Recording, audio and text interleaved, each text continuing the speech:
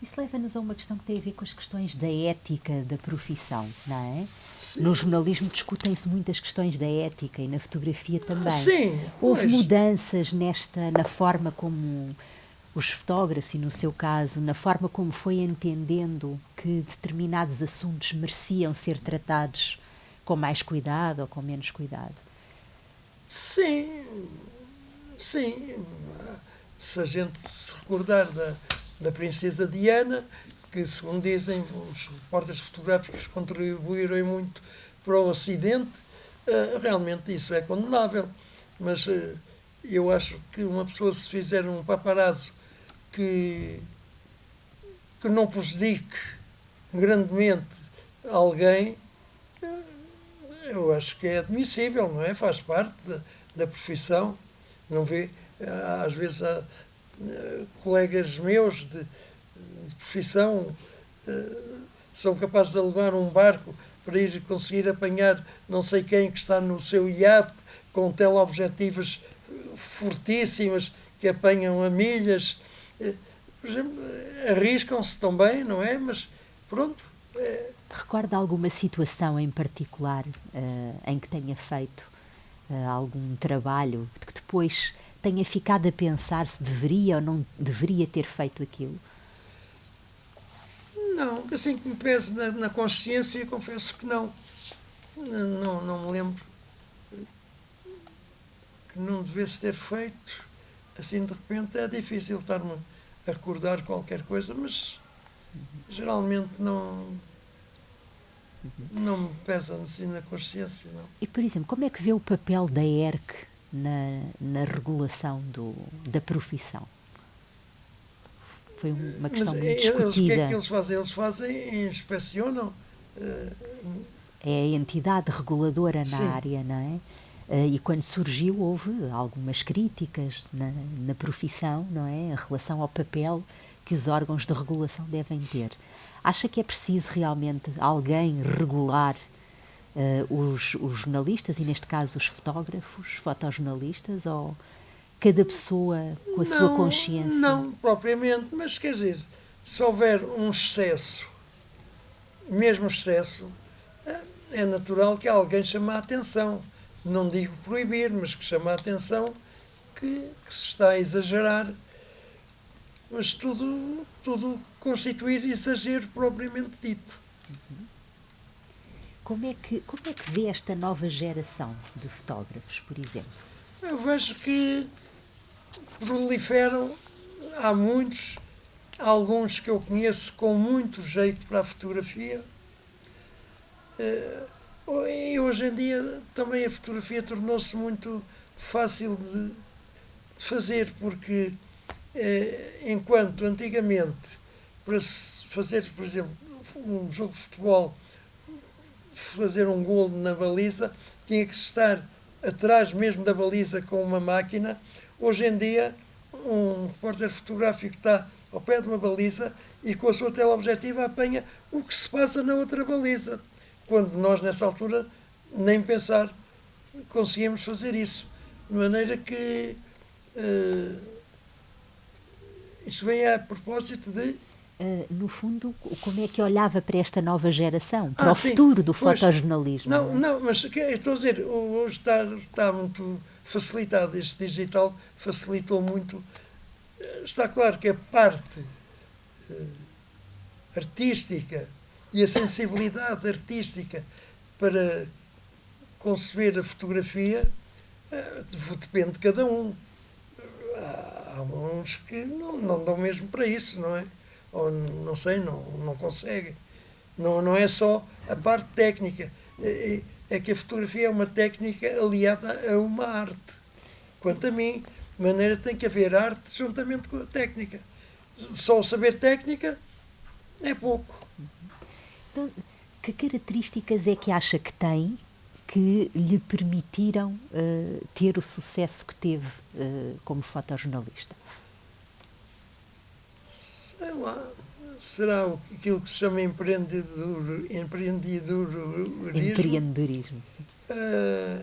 Não sei, foi a minha insistência, a paixão pela fotografia e o gosto e sentir, porque eu, quando vou fazer uma reportagem, faço com uma certa sensibilidade, embora às vezes não pareça, mas tenho uma certa sensibilidade, vejo o ponto mais sensível do assunto para apanhar, para captar ou para não ferir, tenho esse cuidado. Mas não sei explicar bem, mas o que é certo é que eu, quando vou, se for fazer uma reportagem, se vir uma criança a chorar, está claro, faço essa imagem da criança a chorar, mas depois caio em mim que realmente, coitada, a criança a chorar, coitadita, mas já tenho a fotografia. Uma pessoa tem que se abstrair por vezes. Quer dizer, fotografar às vezes uma coisa, um problema até social, mas depois de colher as imagens, cair em si, olha, fotografei agora uma desgraça, uma coisa trágica, mas pronto, já está, já está. E ainda acrescento, é que eu, quando estou com a máquina na cara, através da objetiva, posso ver as piores coisas que naquela altura só quero ver quanto pior, melhor. Mas depois lá está, quando tira a máquina do rosto, aí já cai em si, o que eu apanhei, o que eu apanhei. Então. É verdade, é assim.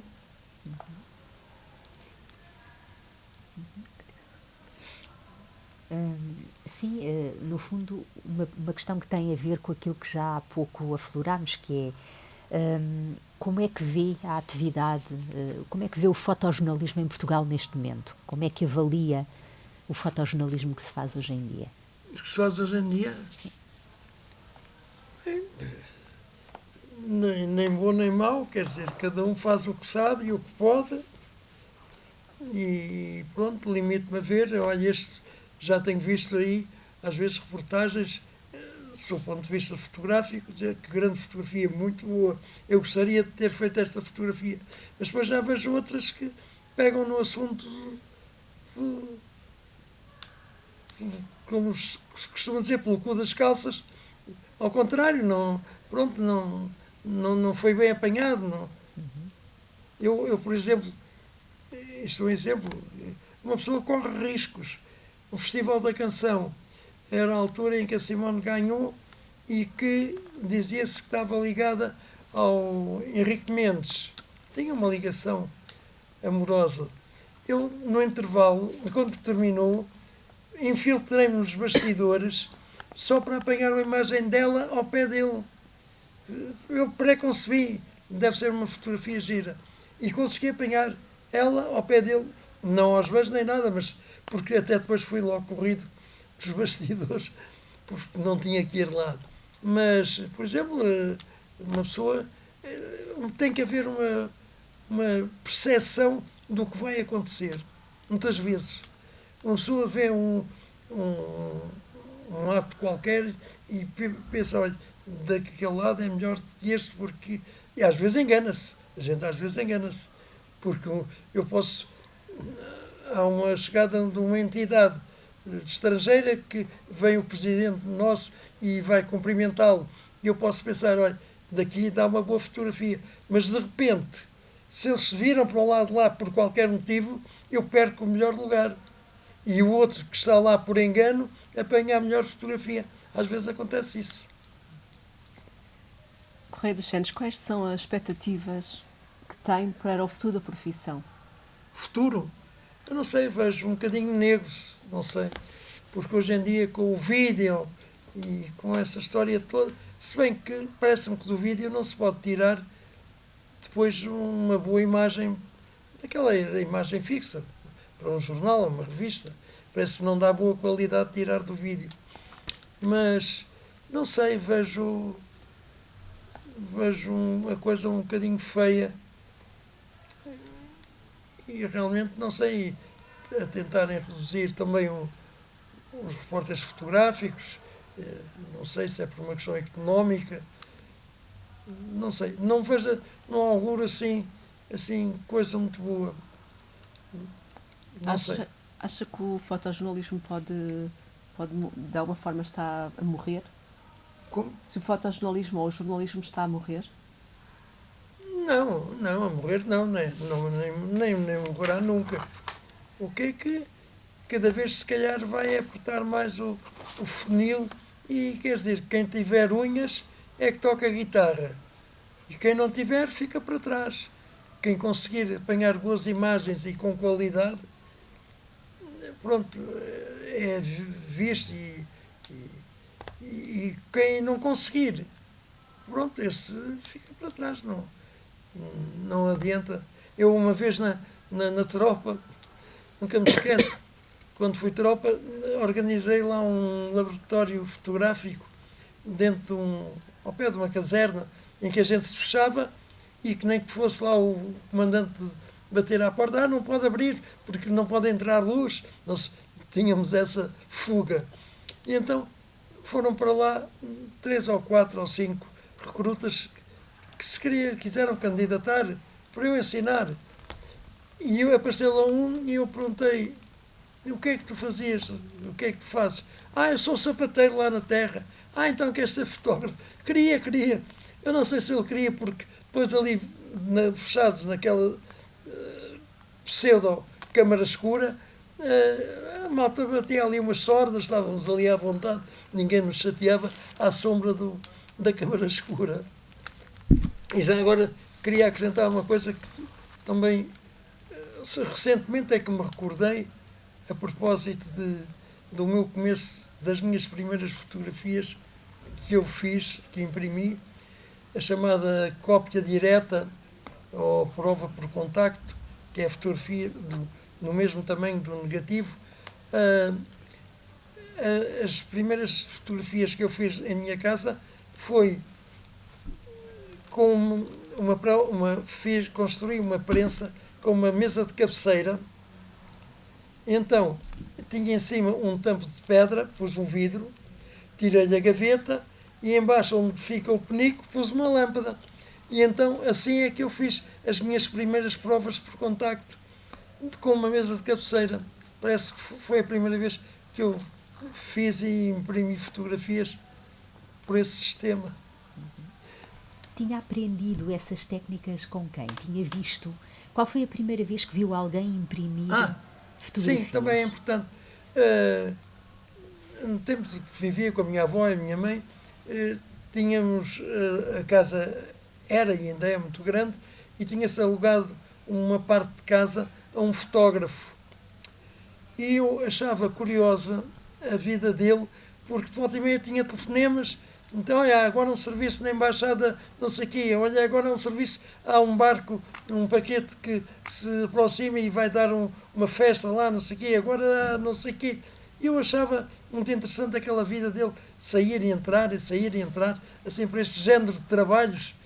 E daí talvez a minha intuição, a queda para a fotografia. Deve ter sido isso, porque achei piada aquela vida. Era fácil arranjar materiais para imprimir, para revelar os líquidos, os papéis? Sim. Era, por exemplo, os produtos químicos, os reveladores, o fixador, nós é que fazíamos, embora houvesse embalagens já de fábrica. Mas ia à drogaria comprar o metol, sulfite, hidroquinone, carbonato e brometo de potássio. Ou então, isso para o revelador de papel, ou então para o fixador, para fixar as imagens, para depois poder acender a luz do dia. Depois fixadas já se pode acender. Geralmente é o hipossulfito de sódio e o metabisulfito, para não oxidar. E depois, se é verão, há muito calor, é o alúmínio de cromo, fica esverdeado, mas é para não deixar derreter a camada com o calor, para solidificar um bocado a camada. E depois também há outros reveladores de grão fino para revelar os filmes. Não pode ser naquele revelador de papel, pode, mas não fica bem. Tem que ser um revelador de grão fino para revelar os filmes. As dosagens certas dos químicos, etc., aprendeu com esse fotógrafo que vivia... Não, ele até não queria nada comigo. Não. Era muito um bicho de mato, não, eu era só de ver o movimento, não. Nem uma vez eu vi ele fazer fotografias. Agora, as dosagens, quer dizer, uma pessoa com... Havia livros que diziam que X gramas para isto e para aquilo, diluir bem, havia um produto que era o hidroquinone, tinha que ser bem diluído a uma certa temperatura, senão ficavam umas espalhetazinhas que não diluíam, que depois corriam o risco de ficar coladas e de manchar o filme ou o papel, de maneira que era assim. Depois também esmaltar, também esse tal engenheiro, meu amigo, ajudou-me a construir, pois, ajudou-me a construir uma esmaltadeira, mas depois eu comprei uma já de fábrica, mais tarde, para esmaltar as fotografias, aquelas brilhantes, ficam muito cheias de brilho, ou então as outras em papel mate ou semi-mate, para as secar mais rapidamente. E também uma estufa para secar os filmes mais rapidamente. Tinha uma ventoinha, uma resistência com calor. Agora acontece que eu, antes de ter isso, secava os meus filmes, às vezes, quando tinha pressa, na janela, na persiana, prendia com umas molas um filme e ficava ali pendurado. E a Kodak portuguesa era de frente de mim. E depois um dos funcionários lá, era lá um inspetor lá da Kodak, dizia: a gente ri-se muito de ver você pendurar os filmes à janela, com o risco de apanhar umas poeiras, umas coisas, não é? Mas eu, pronto, e eles achavam piada do filme ali a esvoaçar para secar rápido, antes de ter a estufa. Já agora só uma curiosidade, avançando um bocadinho para os tempos dos jornais. No tempo da fotografia analógica havia rolos. Os rolos tinham um limite de fotografias. Sim. Qual era o limite, qual era o número máximo de fotografias que podiam tirar num trabalho? Bem, geralmente nas máquinas antigas, antes de aparecerem estas 35mm, era a Rolleiflex, que eram 12 imagens em quadrado, 12 imagens.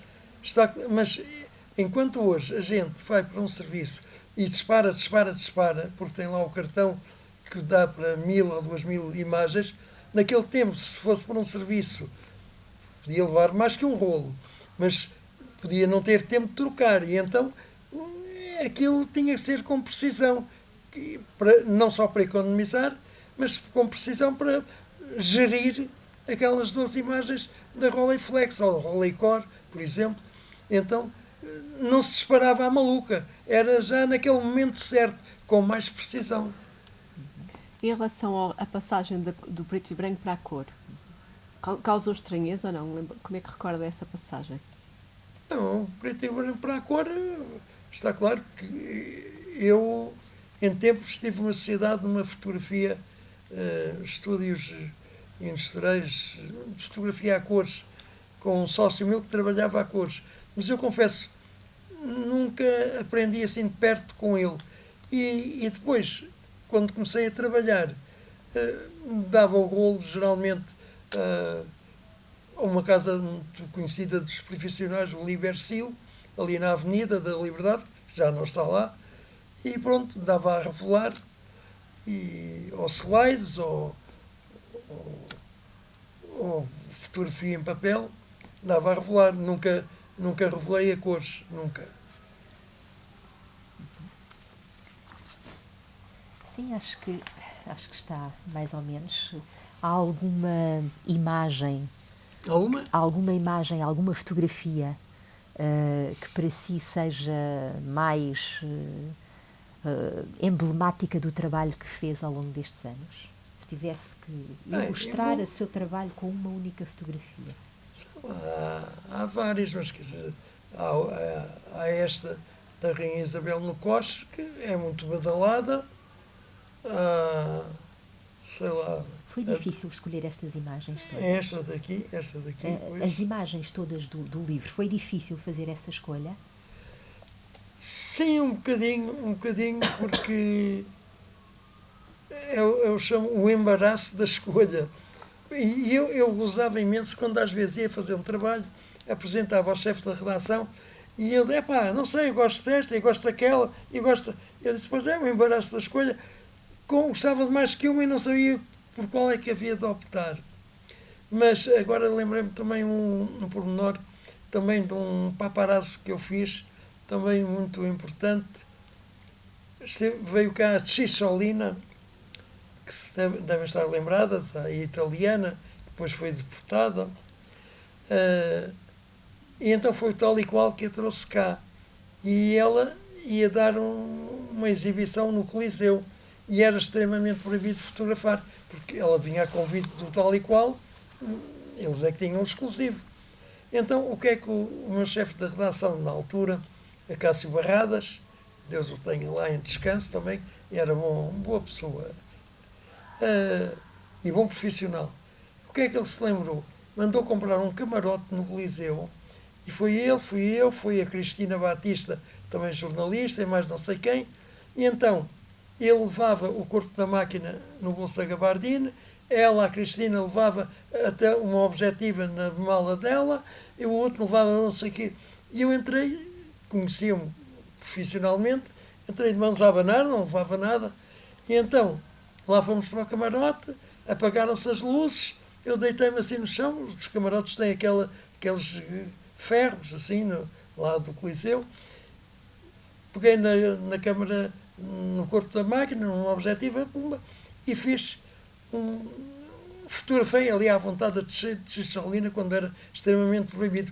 Posso provar, tenho lá os diários populares dessa e de outras alturas, posso provar, deu primeira página e páginas interiores. E então, fotografias assim, nome. Há essa, como disse a rainha, aquela de Salazar a beijar a mão do cardeal Cerejeira, que presumo que seja única, sei lá, do Barnard, também bêbado, numa República de Estudantes. São fotografias que, sei lá, aquela do José Cid, a de Camarate também, é uma fotografia, conforme disse o Francisco Pinto de Balsemão, de grande impacto jornalístico, isto dito por ele, é porque realmente é verdade. E sei lá, sim, que eu me recordo, tanta imagem, aquela do Prémio Gazeta, do crime do Monte Abrão, e do Prémio do Clube Português de Jornalistas, da mulher do tal criminoso, também. Há assim uma série de fotografias que marcam e que não esquecem. Outras também não tão importantes. A Elis Regina veio a Portugal e depois eu acompanhei até dentro do quarto do hotel.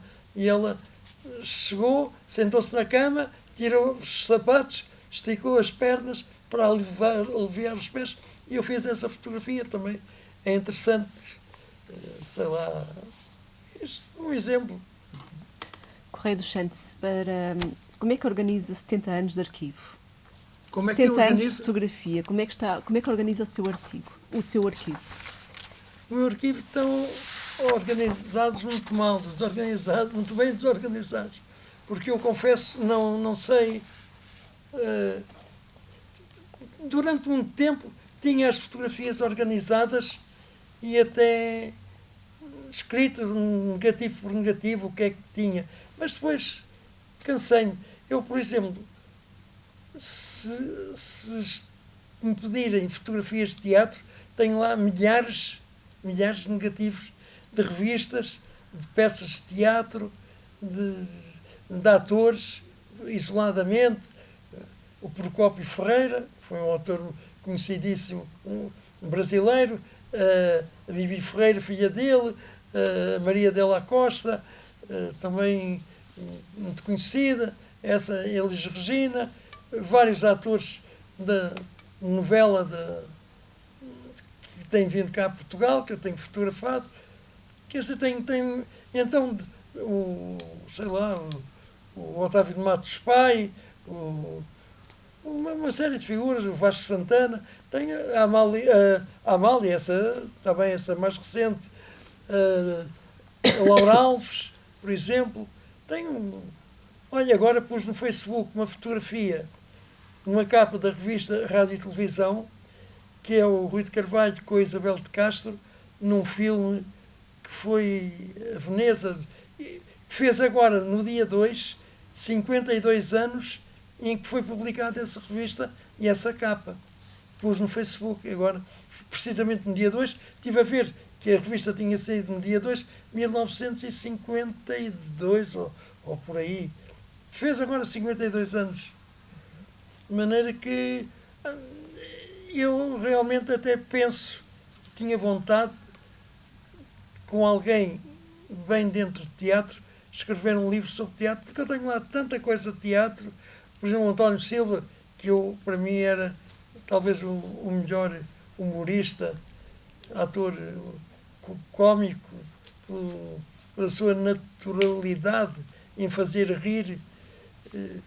Também tenho fotografias dele e, sei lá, dava um livro. Eu tinha pensado para escrever o livro, aquele que faleceu recentemente, que a filha também está na televisão, Francisco Nicholson, porque ele é um homem que conhece muito conhecia muito de teatro e pronto, e era uma pessoa indicada para escrever um livro baseado nas fotografias que eu tenho. Outra empresa para onde eu fotografei também muito foi para o Raul Solnado e o Rui Martins, para o Teatro Vilaré. Não apanhei logo a primeira peça, que era O Impostor Geral. Mas depois todas as outras fotografei, porque o cenógrafo Rui e o irmão, o Hernani Martins, não sei, eram muito amigos do meu pai e meus e gostavam do meu trabalho e fiz para eles quilómetros de fotografia.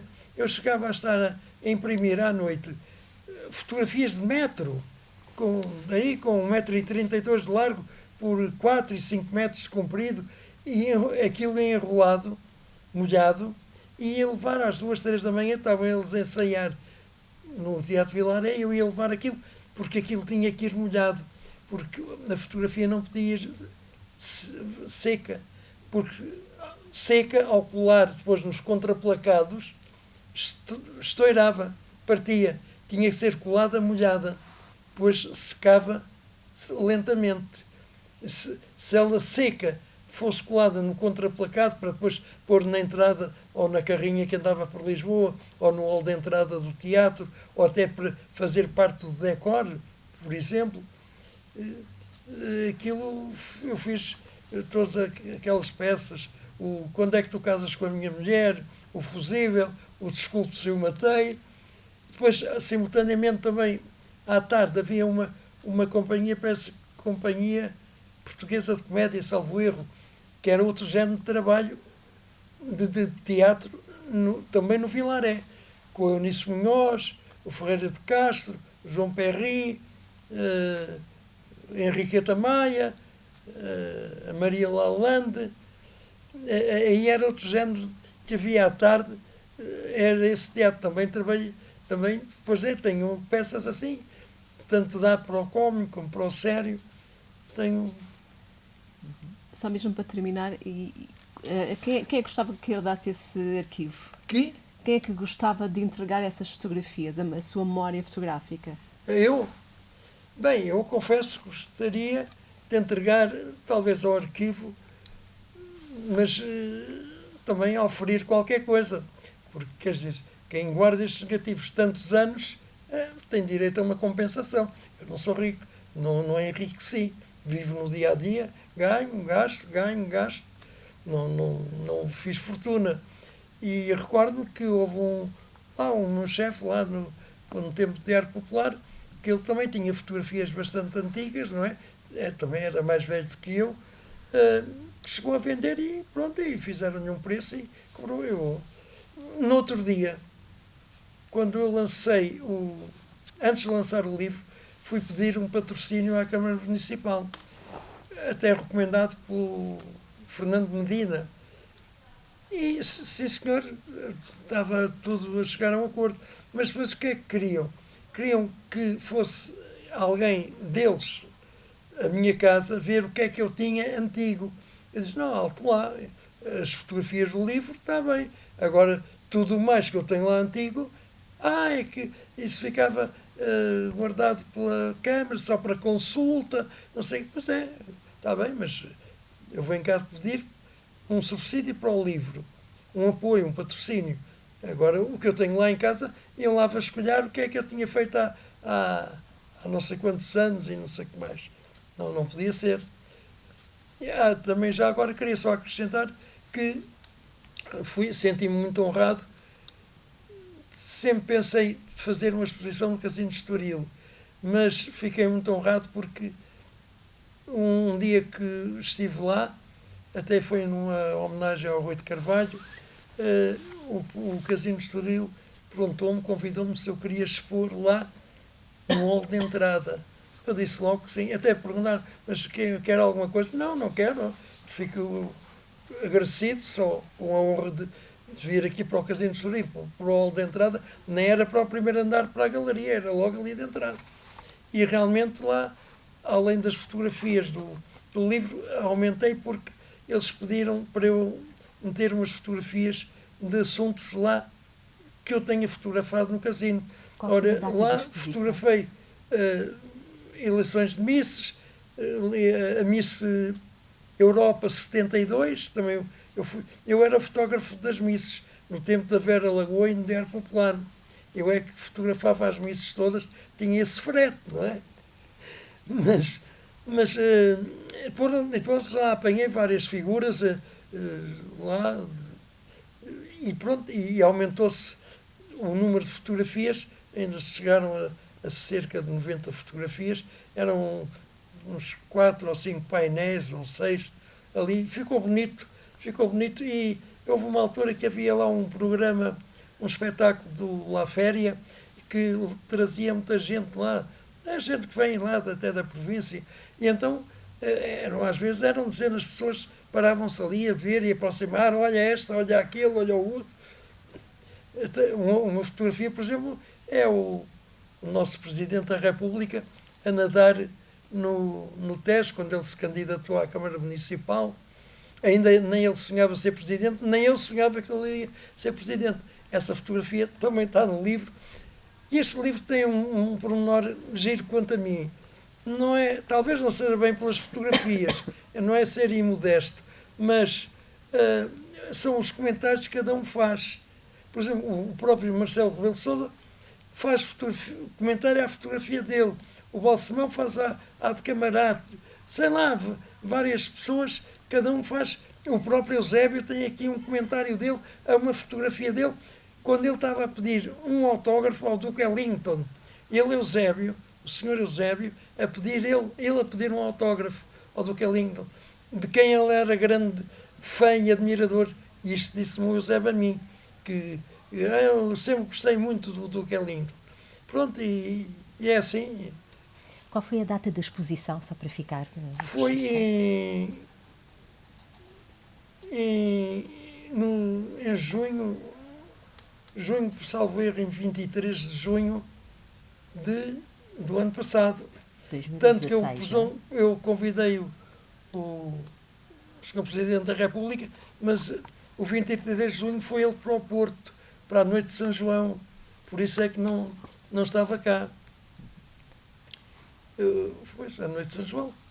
E ainda mais recentemente, é como quem diz, daqui a uns meses atrás, falando com ele, já Presidente da República, falei na exposição que já tinha sido e disse que estava a pensar fazer uma também em Lisboa, não sabia onde. Então ele disse, diga-me, depois que eu quero ir, diga-me que eu quero ir ver.